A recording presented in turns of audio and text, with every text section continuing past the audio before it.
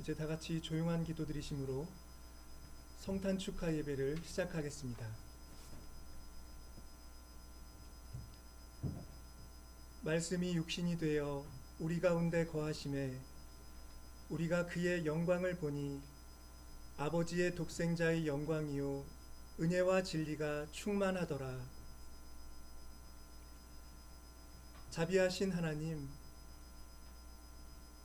독생자를 세상에 보내신 뜻깊고 은총이 가득한 이날, 저희를 주님 전으로 부르시어 주님 앞에 경배드리게 하시니 감사드립니다. 온 정성과 한 믿음과 한 뜻으로 주님을 우러러 예배하는 저희들의 섬김을 받아주시고 세상에 독생자를 보내신 그 은총의 뜻이 저희들의 영혼 가운데 또한 온 세계 가운데에서 이루어지도록 저희와 또 세상 모든 생명들과 함께하여 주시옵소서. 예수 그리스도의 이름으로 기도드립니다.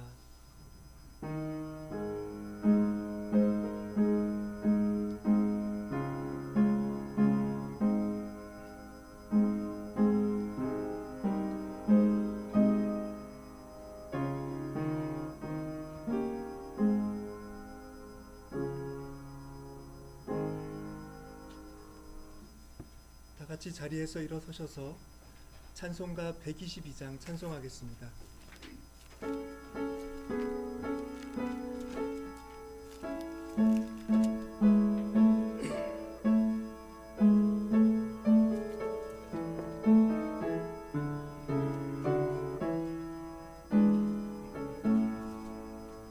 참 반가운 성도여 다 이리 와서 베들레헴 성 안에 가봅시다. 저 구유에 누이신 아기를 보고 엎드려 절하세 엎드려 절하세 엎드려 절하세 구주 사셨네. 저 천사여 찬송 높이 불러서 이 광활한 천지에 울리어라. 주 하나님 앞에는 영광을 돌려 엎드려 절하세 엎드려 절하세 엎드려 절하세 구주 나셨네. 이 세상의 주께서 탄생할 때에 참신과 참사람이 되시려고 저도 몸에서 나시었으니 엎드려 엎드려 절하세 엎드려 절하세 구주 나셨네. 여호와의 말씀 육신을 입어 날 구원할 구주가 되셨구나. 늘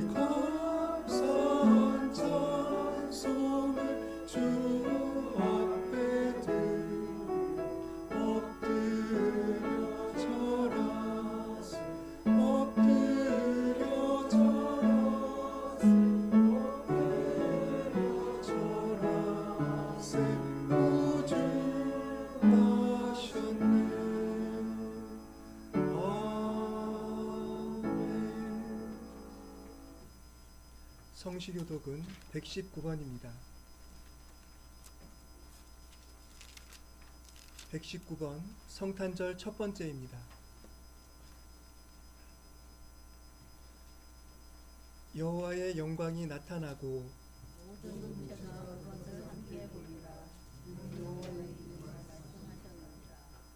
베들레헴 에브라다야, 너는 유다 족속 중에 작을지라도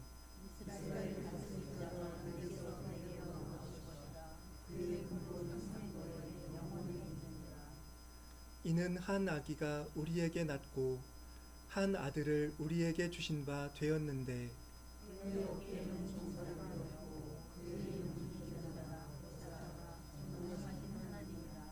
영존하시는 아버지라 평강의 왕이라 할 것임이라. 또 다윗의 왕좌와 그의 나라에 군림하여 그 나라를 굳게 세우고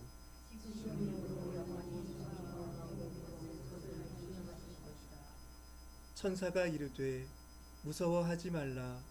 보라, 내가 온 백성에게 미칠 큰 기쁨의 좋은 소식을 너희에게 전하노라.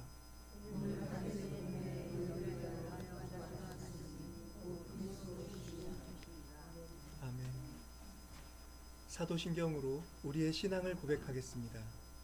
전능하사 천지를 만드신 하나님 아버지를 내가 믿사오며 그 외아들 우리 주 예수 그리스도를 믿사오니 이는 성령으로 잉태하사 동정녀 마리아에게 나시고 본디오 빌라도에게 고난을 받으사 십자가에 못 박혀 죽으시고 장사한 지 사흘 만에 죽은 자 가운데서 하늘에 오르사 전능하신 하나님 우편에 앉아 계시다가 저리로서 산자와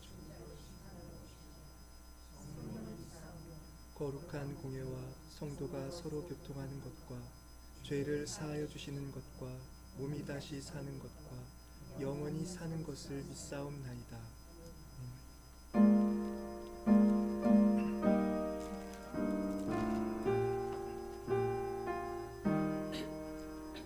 성부 성자와 성령 영원히 영받으옵소서. 태초로 지금까지 또 길이 영원 무궁 성삼위께 영광.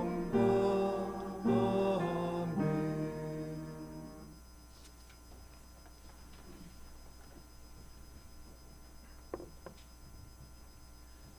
자비와 인애가 영원하신 주 하나님, 죄악의 구름에 덮인 어두운 세상에 아기 예수의 은총이 빛나고 있습니다.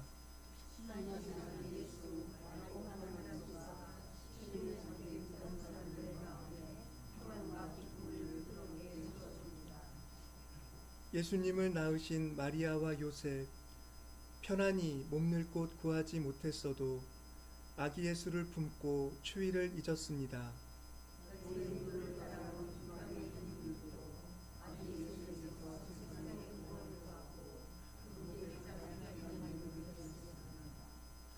주님 영광 찬란한 빛 어둠을 이겼고 부드러운 주님 향기 세상을 위로합니다. 오늘 나신 주님은 온 세상 구주십니다.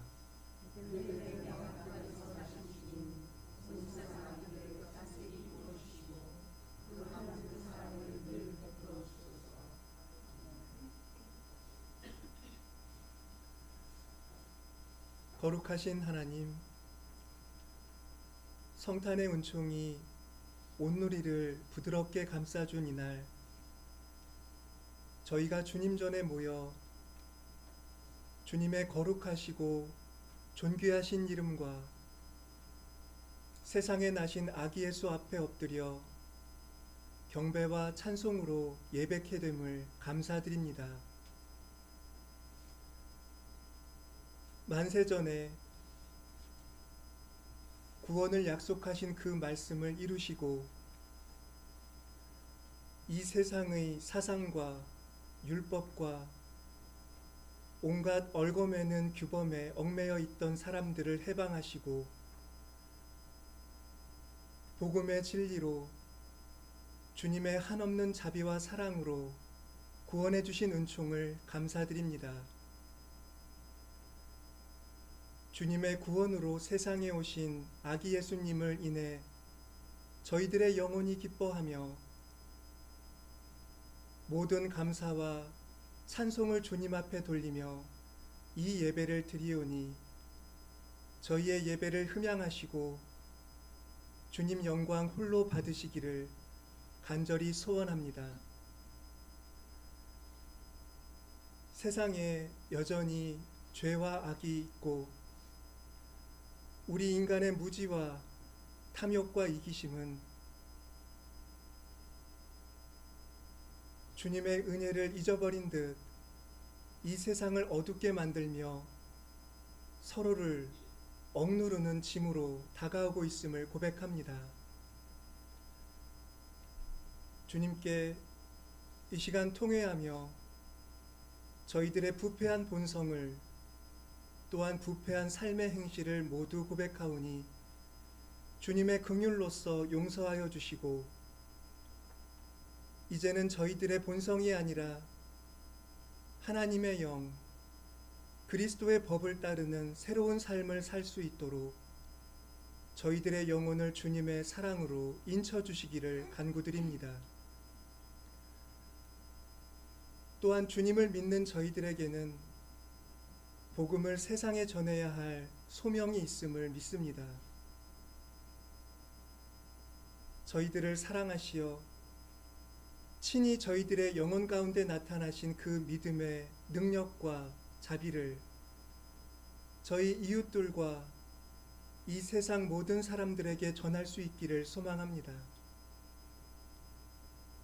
저희 무능을 아시고 저희의 불신을 아시면서도 저희를 택하신 주님께서 저희들의 능력이나 한계를 넘어 주님의 뜻을 저희를 통해 이루실 것을 믿습니다.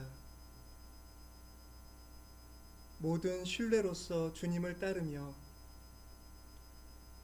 주님이 저희에게 분부하신 대로 항상 깨어서 기도함으로 언제나 어디서나 주님과 동행하며 복음의 사랑을 나누는 저희들의 삶이 되게 해 주시옵소서.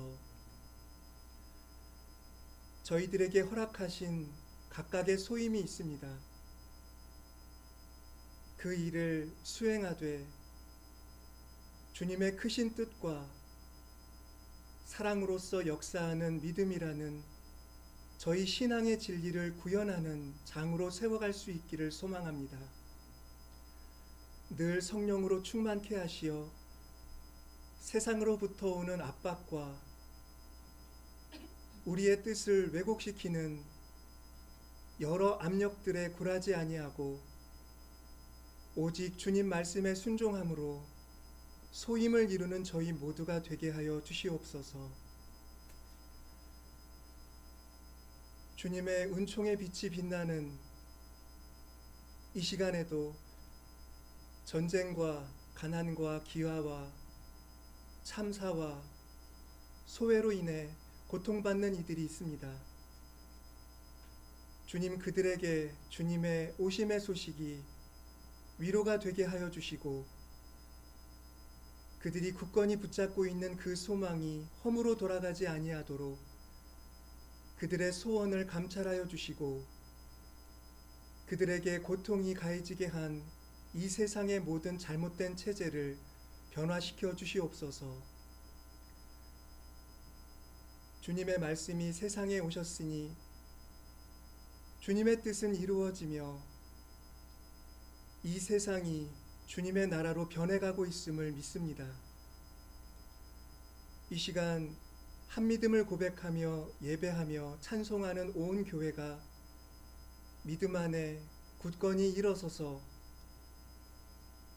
그렇게 주님이 사랑하시고 아끼시며 생명을 주시어 구원하신 이 세상을 위해 뜻과 정성과 힘을 모아갈 수 있도록 이끌어 주시옵소서. 주님께 돌려지는 경배에 참여하는 이 기쁜 날, 저희들의 마음이 오롯이 주님께 봉헌되기를 소원하오며 우리 구주 예수 그리스도의 귀하신 이름 받들어 기도하옵나이다.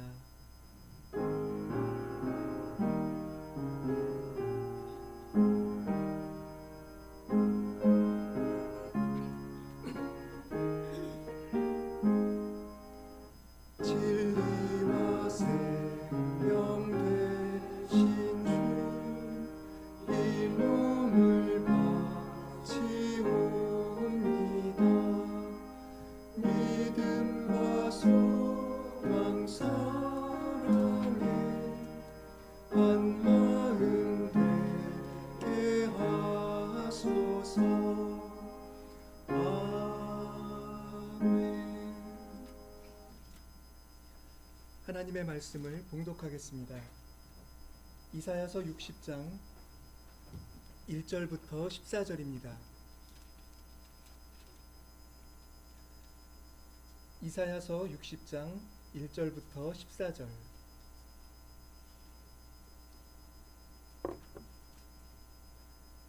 일어나라, 빛을 발하라. 이는 내 빛이 이르렀고 여호와의 영광이 내 위에 임하였음이니라.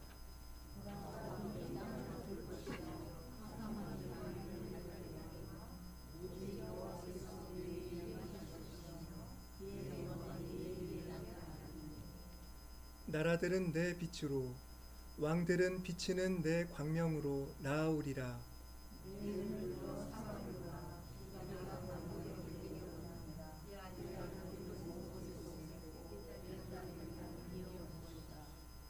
그때에 내가 보고 기쁜 빛을 내며 내 마음이 놀라고 또 화창하리니, 이는 바다의 부가 내게로 돌아오며 이방 나라들의 재물이 내게로 옴이라.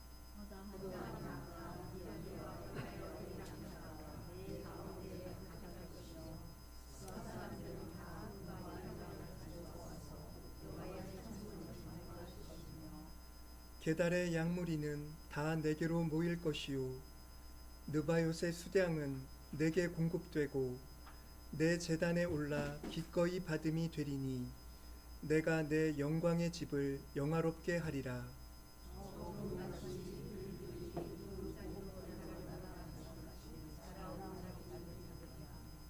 곧 섬들이 나를 앙망하고 다시스의 배들이 먼저 이르되, 먼 곳에서 내 자손과 그들의 은금을 아울러 싣고 와서 내 하나님 여호와의 이름에 드리려 하며 이스라엘의 거룩한 이에게 드리려 하는 자들이라.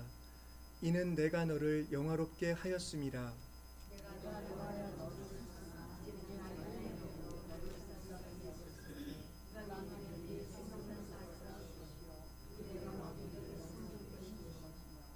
내 성문이 항상 열려 주야로 닫히지 아니하리니, 이는 사람들이 내게로 이방 나라들의 재물을 가져오며 그들의 왕들을 포로로 이끌어 옴이라.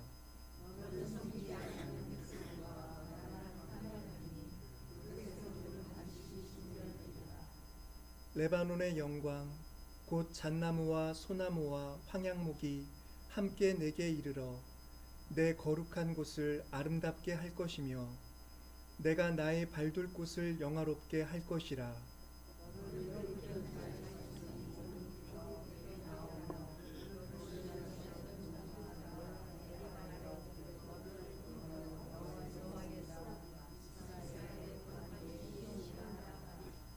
아멘. 갈라디아서 4장 1절부터 7절입니다.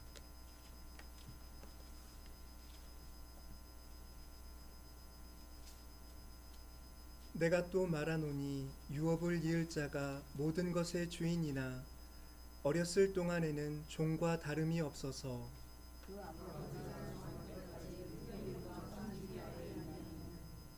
이와 같이 우리도 어렸을 때에 이 세상의 초등학문 아래에 있어서 종노릇 하였더니,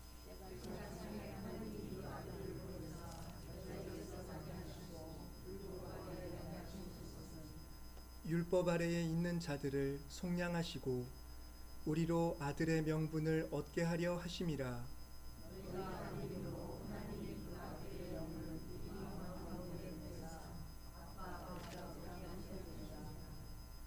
그러므로 내가 이후로는 종이 아니요 아들이니 아들이면 하나님으로 말미암아 유업을 받을 자니라. 마태복음 2장 1절부터 12절입니다.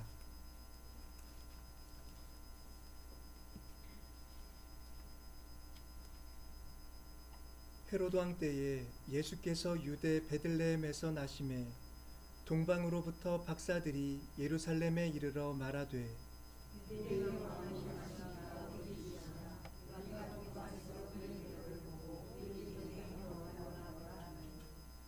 헤로드 왕과 온 예루살렘이 듣고 소동한지라.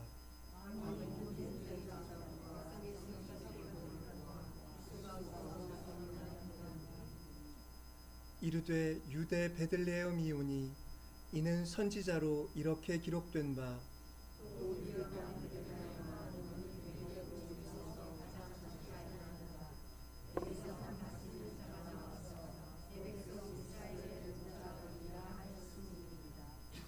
이에 헤롯이 가만히 박사들을 불러 별이 나타난 때를 자세히 묻고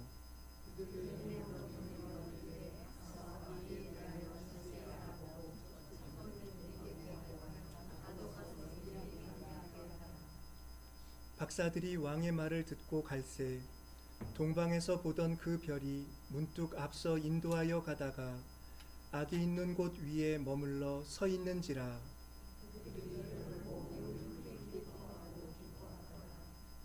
집에 들어가 아기와 그의 어머니 마리아가 함께 있는 것을 보고 엎드려 아기께 경배하고 보배압을 열어 황금과 유향과 몰약을 예물로 드리니라.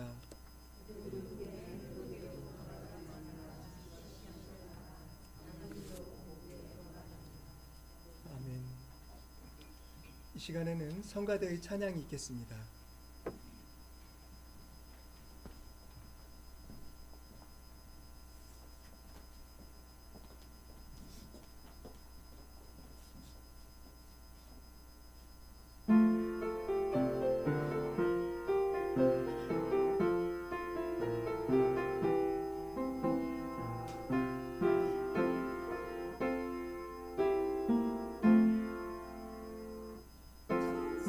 천사들의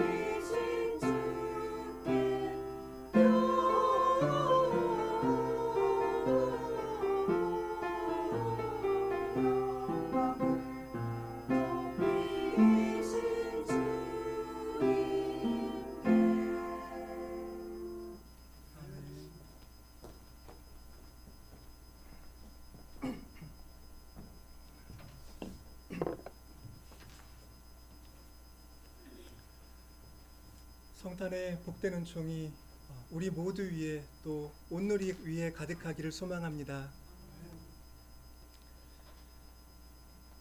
동방 박사들이 아기 예수님을 찾아온 마태복음의 이야기는 언제 읽어도 성탄절의 감흥을 불러일으킵니다. 어렸을 때는 잘 몰랐는데 성탄 전야의 새벽성을 돌았을 때 그 새벽성에는 의미가 아주 많이 있었던 것 같습니다. 예수님의 탄생 소식을 집집이 찾아가서 알린다는 그런 의미가 있었고, 캄캄한 밤에 별을 보고 아기 예수를 찾아갔던 동방 박사의 여정을 그 성탄 전야의 이웃집을 방문하는 그 걸음걸음으로 재현한다는 그런 의미가 또 있었다고 합니다.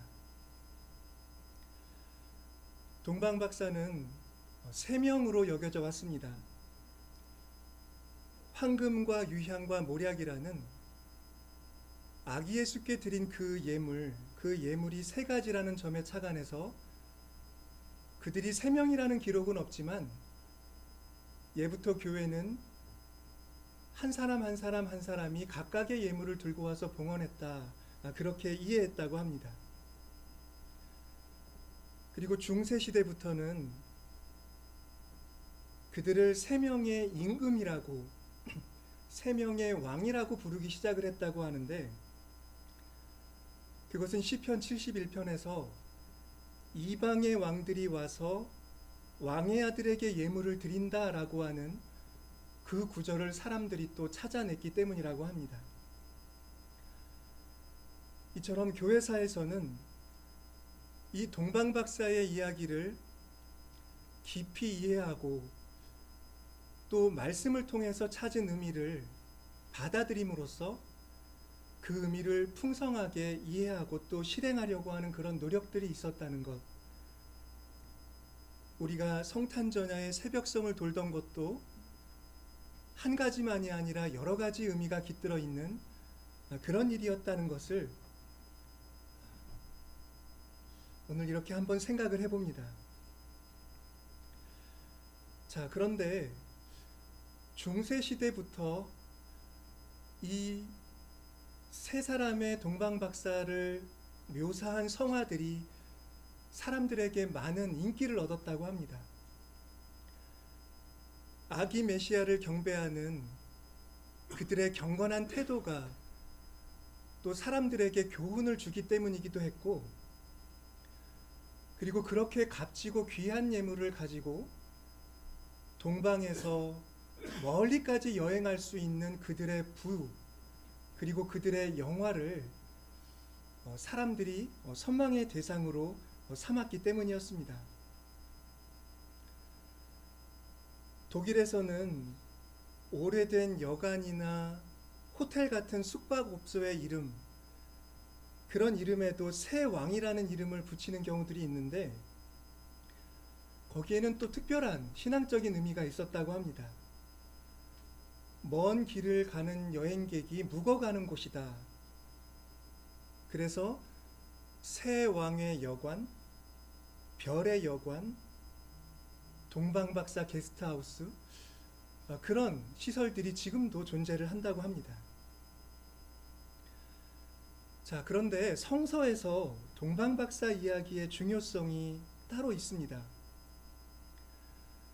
그것은 그들이 멀리 동방에서부터 예수님을 찾아와서 경배를 드렸다는 그 사실 자체에 있습니다.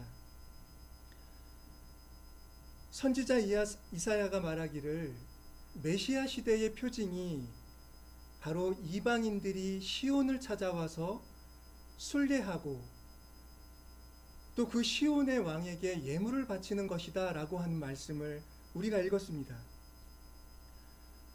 바로 그런 예언들을 떠올려 볼 때 동방 박사들의 그 여정, 그리고 아기 예수님께 예물을 바쳐 경배하는 그 모습 자체는 예언의 성취이고 또 메시아가 세상에 오신 것을 알리는 아주 상징적인 그런 이미지로 나타나고 있습니다.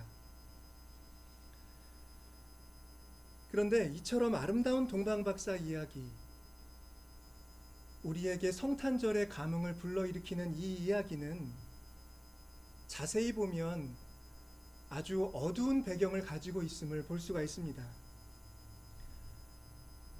그것은 메시아이신 아기를 거부하는 예루살렘 사람들의 모습이 자세하게 나와 있다는 점입니다.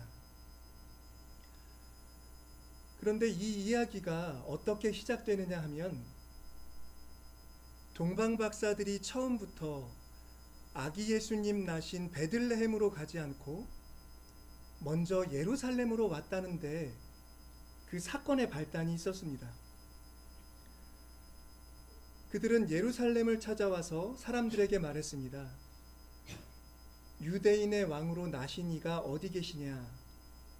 우리가 동방에서 그의 별을 보고 그에게 경배하러 왔노라 하고 말했습니다.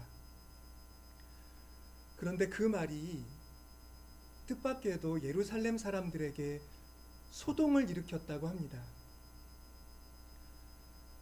헤롯은 처음부터 메시아를 자신의 대적자로 생각을 했습니다. 그래서 동방박사들을 이용해서 그 메시아라고 하는 자를 죽일 계략을 꾸미고 그것을 실행하는 것이지요. 대제사장들과 서기관들도 헤롯과 한통속이 됩니다. 그들은 성서를 다루는 사람들인데 헤롯의 질문에 그들은 성서를 펼쳐서 메시아가 나실 곳은 베들레헴입니다 라고 메시아가 계신 곳을 그렇게 가르쳐 주기까지 하는 것입니다. 그러자 교활한 헤롯은 자기도 그 왕에게 경배를 드리겠다면서 동방박사들에게 그 아기를 찾으면 나에게도 알려주오 라고 얘기를 합니다. 속에는 그 메시아를 해칠 생각이 있으면서도 겉으로는 그렇지 않은 양 행동하며 메시아를 죽일 생각을 하는 헤롯과 또 예루살렘의 그 집권자들의 검은 속내가 여기서 드러나지요. 이처럼 메시아의 탄생 소식이 어째서 사람들의 감사와 기쁨을 그렇게 이끌어내지 못하고 도리어 혼란을 끼치는 일이 됐을까 하고 생각해 보면 당시의 예루살렘이라는 곳이 우리가 생각했던 그런 정상적인 곳이 아니었다는 것, 적어도 예루살렘의 권력자들, 그 땅의 힘과 금력을 다 손에 움켜쥐고 있던 사람들은 메시아가 오시는 것을 반기지 않았다라는 것, 그런 예루살렘의 실상을 헤아려 볼 수가 있습니다. 이런 점들을 염두에 두고 보면 당시 예루살렘은 그것이 권력계층 일부분이라고 하더라도 성서의 말씀이 올바르게 통용되는 곳이 아니었다는 것을 우리는 살펴볼 수가 있습니다. 권력자를 위해 성서를 해석하는 이들이 그곳에 있고 힘 가진 자들, 금력을 가진 자들의 편승하면서 같이 이익을 누리는 자들이 그렇게 하나님의 약속도 기다리지 않은 채 오히려 메시아라고 하는 자를 해할 생각으로 한통속이 되는 그런 어두운 면이 오늘 마태복음의 이야기에서는 표면에 잘 드러나고 있는 것입니다. 그러면 하나님의 약속을, 메시아를 기다렸던 사람들은 어디 있나? 우리가 지난번에 본 것처럼 그들은 광야로 나가서 세례 요한과 같이 깨어있는 사람과 같이 있고 싶어 했던 것입니다. 오늘 본문을 보아도 예언을 따라서 메시아를 기다리고 또 메시아가 나신 곳을 찾아가기까지 하는 사람들은 예루살렘의 중심에 있는 사람들이 아니라 저 멀리 동방의 이방인이라는 사실, 이런 사실을 성서는 우리에게 뚜렷이 바라보게 합니다. 그러니까 이스라엘의 엘리트들은 메시아를 대적할 뿐이지 그곳에서 사람들에게 메시아에 대한 기대와 소망을 그렇게 더욱 독려하고 함께 메시아를 바란 것은 아니었다라는 말씀입니다. 예루살렘 사람들의 이런 모습은 좀 당혹스럽습니다. 그리고 어쩌면 많은 사람들의 마음속에는 이 예루살렘 사람들처럼 메시아에 대한 기대가 별로 없는, 아니면 그저 잠시 잠깐 며칠 후면 끝나고 마는 어떤 연휴의 흥취, 그 정도로만 남아 있지 않은가 하는 생각도 해보게 됩니다. 아마 동방 박사들의 이야기가 이런 면을 가지고 있다는 이야기가 여전히 동방 박사의 이야기를 성탄의 아름다운 이야기로 기억하는 사람들에게는 좀 낯설고 좀 이질적으로 느껴질 것만도 같습니다. 오늘 주보에 제가 페터 크레스타니의 동방 박사 세 사람이라는 그림을 실어드렸습니다. 이 그림은 오래된 그림은 아니고 우리와 함께 동시대를 살아가는 화가의 그림입니다. 제가 그림을 잘 볼 줄 모릅니다마는 저는 동방 박사의 이미지를 찾다가 이 그림을 보고 오늘 말씀에서 보여주는 동방 박사들의 당혹스러움이 이 그림에 좀 보인다, 이런 느낌을 느꼈습니다. 보시면 동방 박사 세 사람이, 제가 억지로 이렇게 말을 하는지는 모르겠지만 그늘진 어깨를 늘어뜨리고 서로 문의하고 있습니다. 가운데 사람은 눈이 동그랗게 뜨여 있지요. 이거 뭔가 잘못된 거 아닌가? 서로 그런 이야기를 나누고 있는 것 같습니다.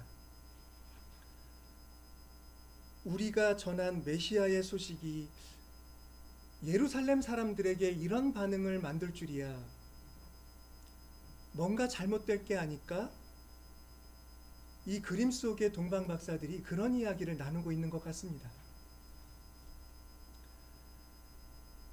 오늘도 세상 사람들은 다 서로 성탄을 축하합니다. 이렇게 비꼬는 게 좀 바람직하진 못하겠지만 성탄을 축하한다는 말을 서로 하지요. 하지만 정말 축하하는지는 알 수가 없습니다. 특히 세상의 권력자들은 방금 전까지도, 어제까지도 전쟁에 몰두하고 있었습니다. 오만한 재벌들의 행태는 성실하게 살아가는 수많은 평범한 사람들의 삶을 비웃는 듯 지금 이 순간에도 불쾌감을 세상에 퍼뜨리고 있습니다. 이런 현실을 돌아보면 예나 지금이나 사회의 지배계층의 태도에는 변한 것이 없고, 사람들은 바뀌었지만 그 지배계층의 사상을 어떤 영이 사로잡고 있는 것처럼 뭔가 그렇게 굳건하고 질긴 무언가가 우리 사람들의 삶 가운데는 자리하고 있구나, 이런 생각까지도 해보게 됩니다. 자, 여러분, 그런데 메시아의 소식은 바로 그런 세상에 들려집니다.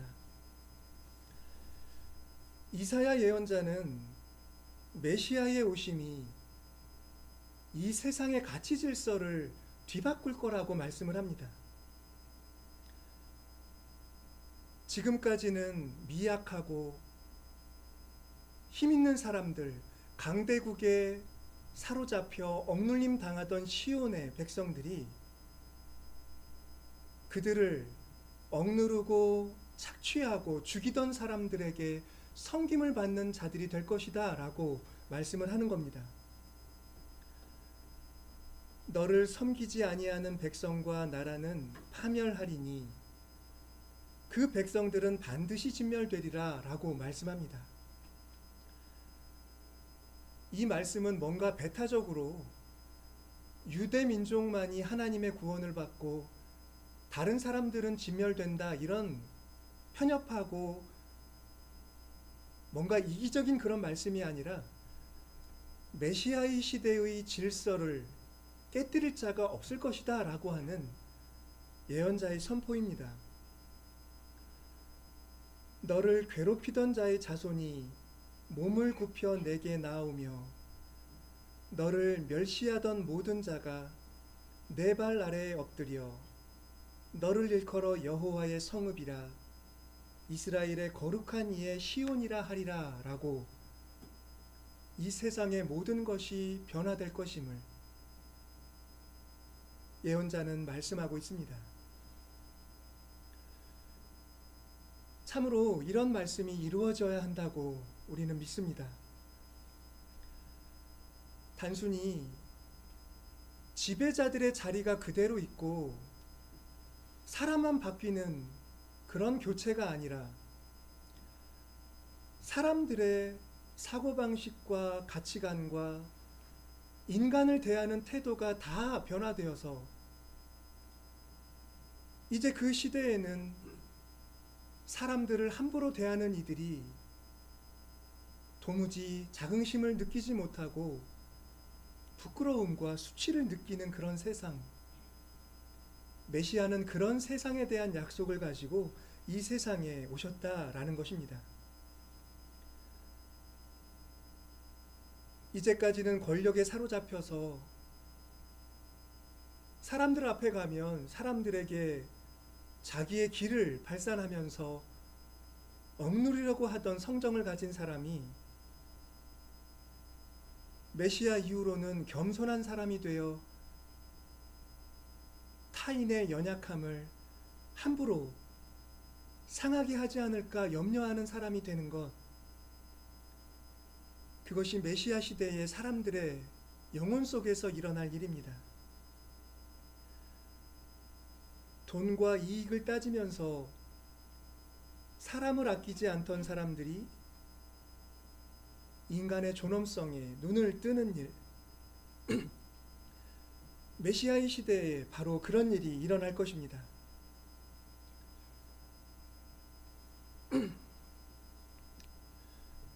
사도 바울도 그런 말씀을 합니다. 갈라디아 교회의 어떤 사람들이 할례를 다시 주장을 합니다. 이방 사람들이 교회에 들어오면 그들도 할례를 받아야만 교회의 순수한 일원이 될 수 있다, 이런 주장을 펼칩니다. 초기에 이 사람들은 유대 출신 그리스도인들이 그런 생각을 펼쳤습니다. 그런데 뭔가 유대인들의 전통과 그들의 역사를 부러워하는 사람들이 거기에 동조를 합니다.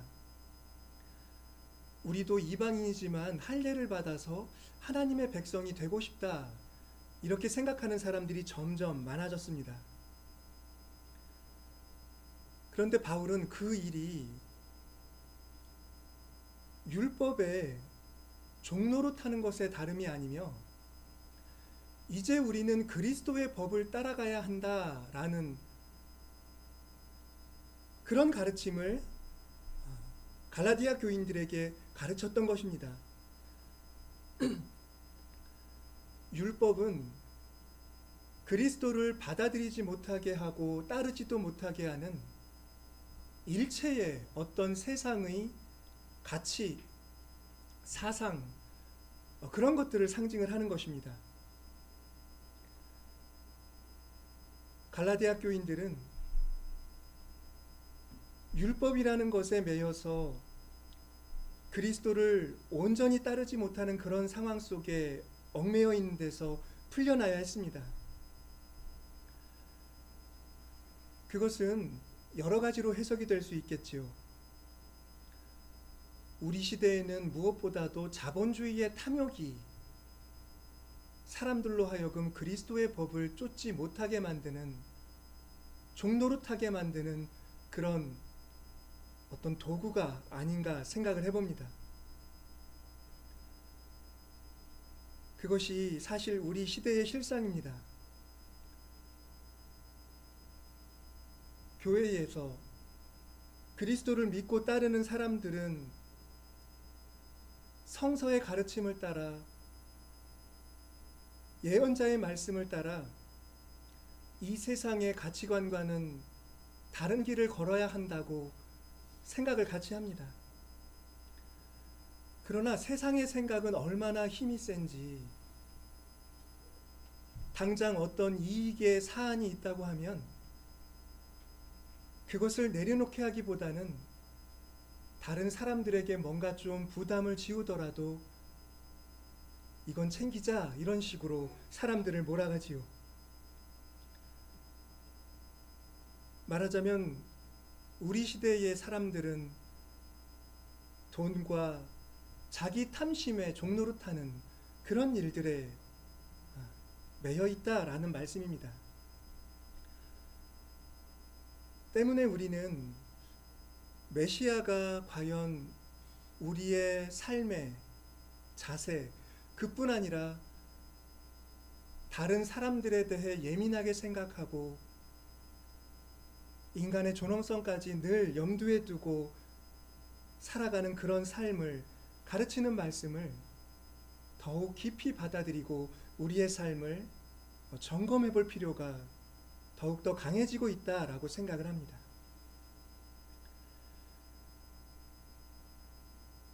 마태복음은 동방 박사들이 별의 인도를 받아 드디어 메시아의 앞에 엎드려 경배하는 장면을 보여줍니다. 여기서 우리가 주목해야 할 부분은 그들이 경배를 한다라는 그 행위를 묘사하는 말입니다. 왜냐하면 마태복음이 경배한다라는 말, 헬라어로 프로스큐네오라는 말을 오로지 이 동방 박사들의 행위에만 쓰고 있기 때문입니다. 여기에는 특별한 이유가 또 목적이 있는 것이지요. 경배한다라는 것, 참으로 그리스도를 경배한다라고 하는 것, 그것은 무엇일까요?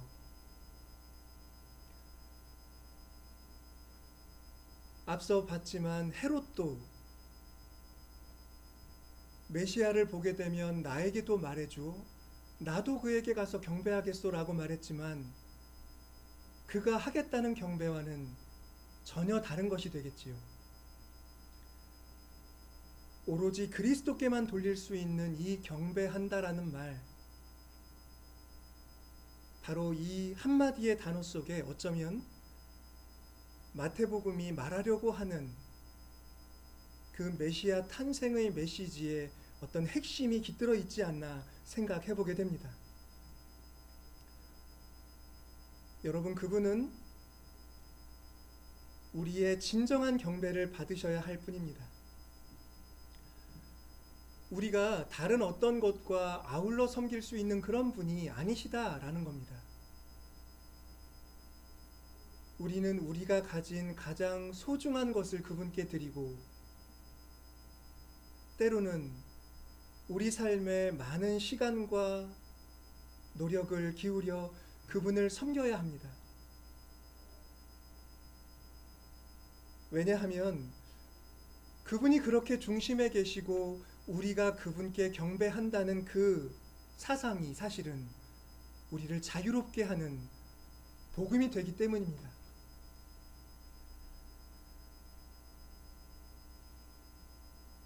그럴 만한 가치가 없으면서도 우리들의 주의를 이끌어 우리로 하여금 시간과 우리의 삶을 드리게 만드는 일들이 있고 그 일들로부터 풀려나서 우리를 자유롭게 하고 우리가 다른 사람들까지도 자유롭게 하는 존재가 되게 하는 그런 변화의 힘이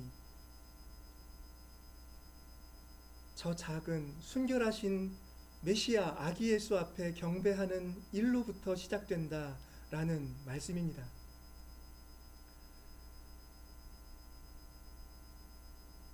교우 여러분, 여러분들은 오늘 누구를 어떻게 경배하고 싶으십니까? 뭔가 부족한 채로, 미진한 채로, 불완전한 채로 그리스도 앞에 서기를 원하십니까? 아니면 깊은 묵상 가운데 나의 주의를 자꾸만 이끌어가는 이 세상의 어떤 마수, 나에게 자유를 주고 희망을 준다고 하지만 실은 나를 얽어매고 나를 제약하고 나를 다른 사람들에게서 불편한 존재가 되게 하는 그런 허세가 가득한 사람으로 만드는 그런 힘과 그런 힘을 교묘히 감추고 그리스도 앞에 서고 싶으십니까? 우리는 저 해로적인 것을 다 미루어내고 홀가분하게, 비록 우리에게는 어떤 귀중한 예물 같은 건 없을지라도 다만 그리스도만을 섬기겠다고 하는, 그분만을 경배하겠다고 하는 그 믿음만으로 아기 예수 앞에 설 수 있었으면 좋겠습니다. 예수님은 우리에게 무엇을 하라고, 무엇을 달라고 말씀하지 않으십니다. 그분은 다만 부드럽고 포근한 향기를 바라시며 그 향기로 우리를 감싸 주실 뿐입니다. 우리의 어두운 마음을 그분 얼굴에 따뜻한 빛으로 밝혀주고 계시고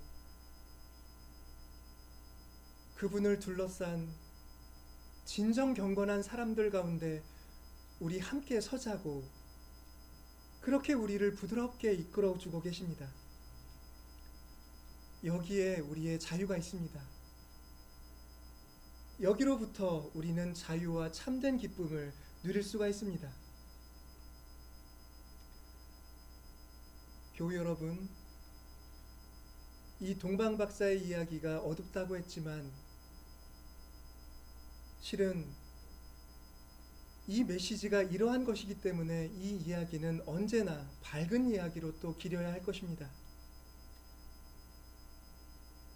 진정한 경배를 드리는 이 동방박사와 함께 우리가 예수님을 모시고 서 있다는 이 우리의 현실에 대한 인식이, 이 복음이 저와 우리 여러분들 모두에게 참 기쁨을 일으키는 그런 원천이 되시기를 간절히 소망합니다. 기도하겠습니다.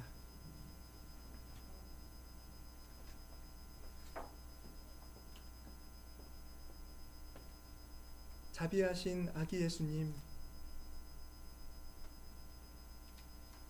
연약한 모습으로 우리 중에 계시지만 주님이 계셔서 저희들이 자유롭고 저희들의 영혼이 따뜻하며 저희들을 억누르던 모든 불의의 짐들이 내려집니다. 온 마음과 정성으로 주님께 경배를 드리오니 영원토록 저희의 경배를 받으시고 주님의 구원을 저희들에게 나타내 주시옵소서.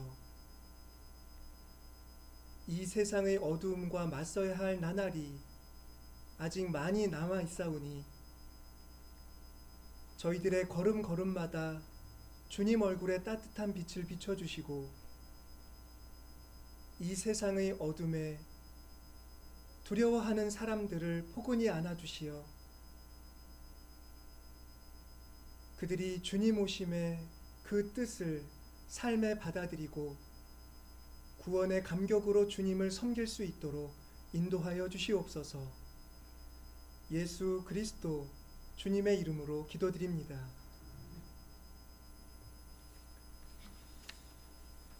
찬송가 111장 찬송하겠습니다.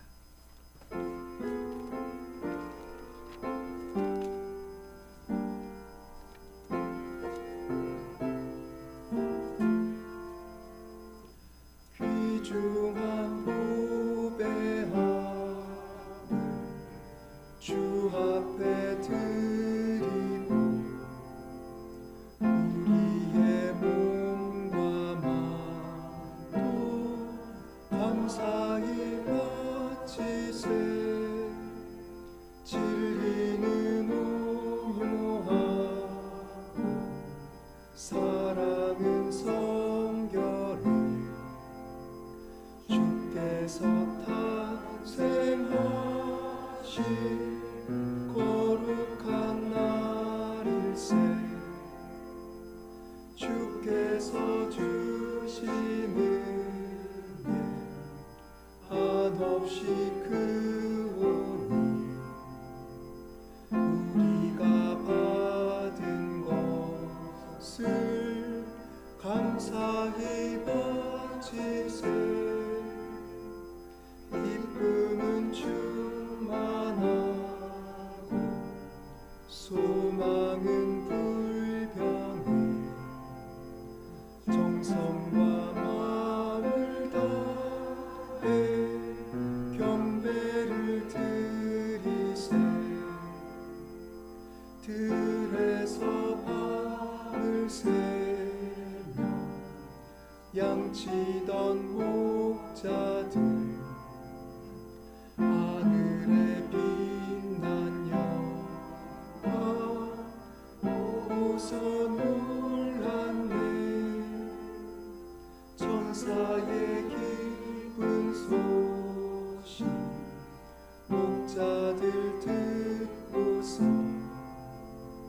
찾아와 경배하며 영광을 돌렸네. 오늘 봉헌 기도는 최정 장로님이십니다.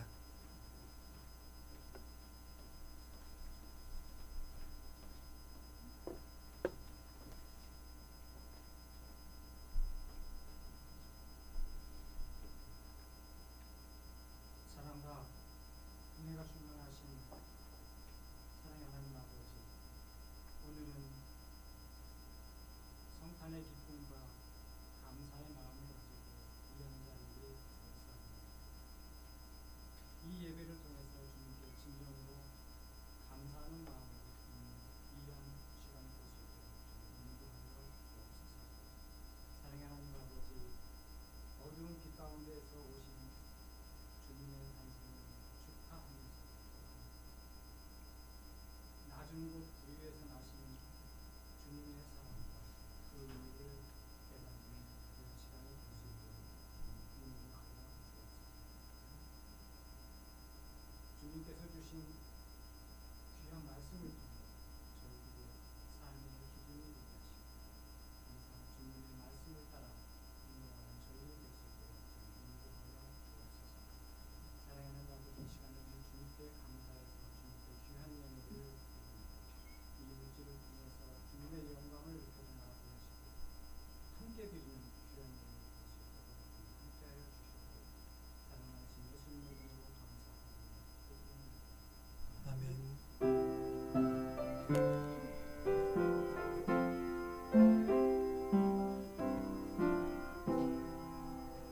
내 주 예수 주신 은혜 한없건만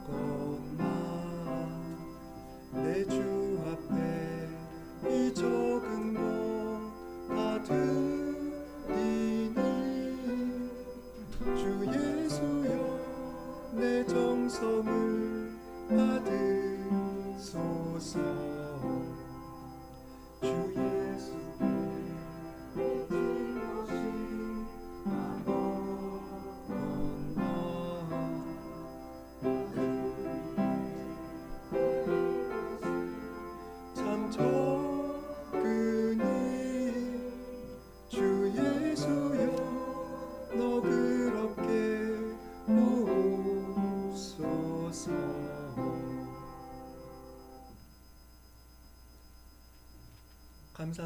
찬송 받으시기에 합당하신 하나님, 오늘 성탄 축하 예배를 드리며 몸과 마음을 다 주님께 드리는 우리 교우들의 헌신을 기쁘게 받으시는 줄 믿습니다. 우리 교우들의 땀의 결실로 또한 기도에 소원을 담아 주님의 제단에 바치는 예물도 주님 언제나 기쁘게 흠양하시는 줄 믿습니다. 우리 교우들 언제나 주님의 날개 그늘 아래 살아가고 있사오니 언제나 어디서나 굳건하게 주님의 뜻을 이루며 보람된 삶을 살 수 있으리라 믿습니다. 교우들이 기도하고 주님의 이름에 영광 돌리며 의지할 때마다 주님 친히 그 다스림을 나타내 주시고 우리 교우들이 굳건히 서서 눈앞에 닥친 모든 두려움과 이 세상의 어두움을 물리치며 주님의 지경을 넓혀갈 수 있도록 인도하여 주시옵소서. 주님을 위해 또 자신을 위해 가족을 위해 이웃을 위해 우리 공동체를 위해 일하고 기도하고 수고할 때마다 더욱 깊이 주님의 뜻을 깨닫게 하시어 그 하는 일에 지침이 없게 하시고 날마다 용기와 소망이 더 넘치는 생활을 해나가게 하여 주시옵소서. 특별히 간구하는 것은 그리스도의 영으로 우리 교우들의 영혼 가운데 머무르시어 우리 교우들이 믿음으로 기도할 때마다 주님의 은총과 도움을 베풀어 주시는 것입니다. 깨어서 기도하며 언제나 어디서나 주님이 주신 자유를 누리며 사람을 사랑하며 연약한 생명을 염려하며 그렇게 주님과 함께 이 세상을 섬길 때 삶의 보람과 주님 허락하신 약속들이 우리 교우들의 삶 가운데 현실이 될 줄 믿사오니 주님의 영으로 함께 하시며 말씀의 등불로서 그 앞길을 언제까지나 비추어 주시옵소서. 우리 주 예수 그리스도의 이름으로 기도드립니다. 이 시간에는 성탄의 인사를 함께 나누겠습니다. 성탄을 축하합니다.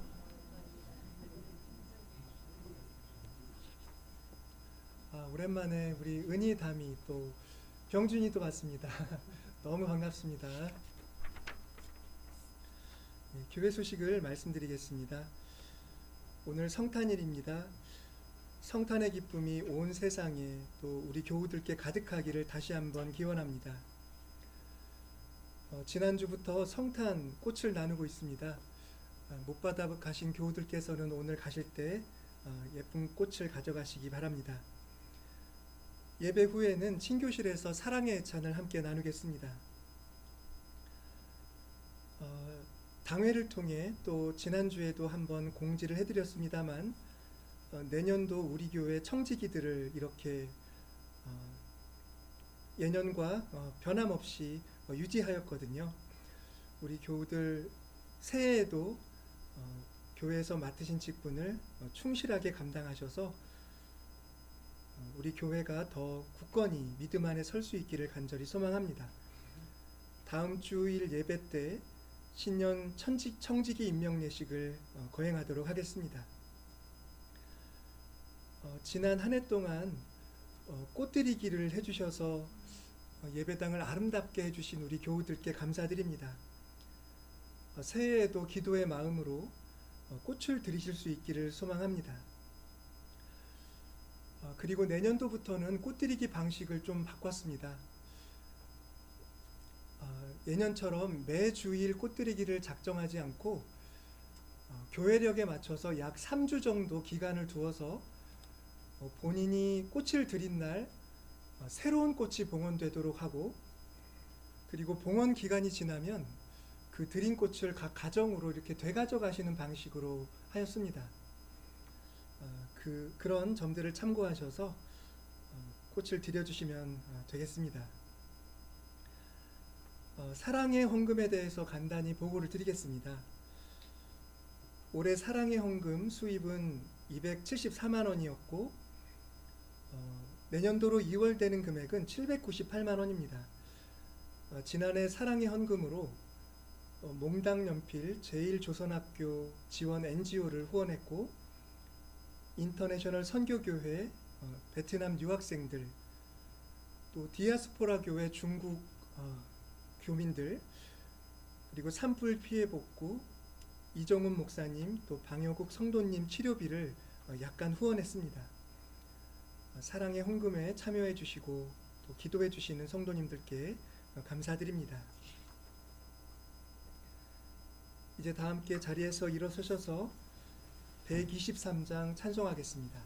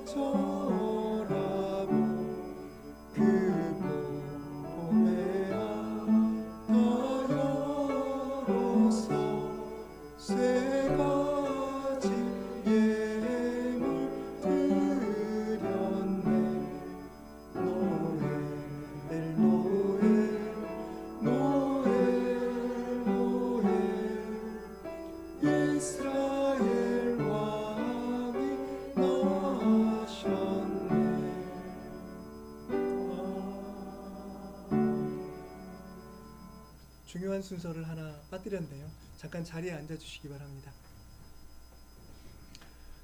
우리 박미자 권사님과 우리 한민희 대표로 앞으로 좀 나오게 하겠습니다. 교회에서 작은 선물을 준비했거든요.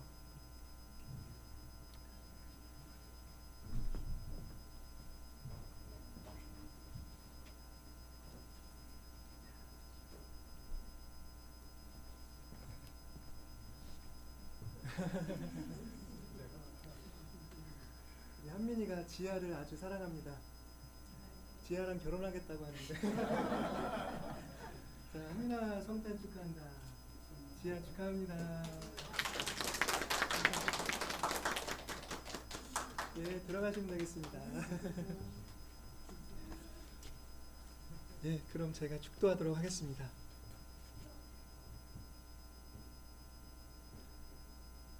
이제는 우리 구주 부드러운 미소로 우리를 품어주시는 아기 예수의 놀라운 은총과 하나님 아버지의 영원하신 사랑과 성령님의 감화 감동 교통하시며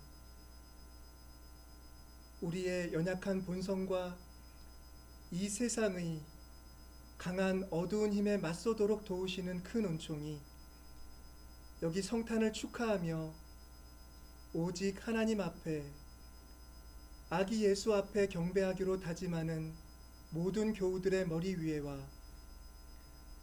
이제도 이 세상을 이기기 위해 분투하며 메시아의 시대를 마음으로 간절히 소망하며 기도하며 기다리는 모든 사람들의 삶 위에 이제로부터 영원토록 함께 계시기를 간절히 축원하옵나이다.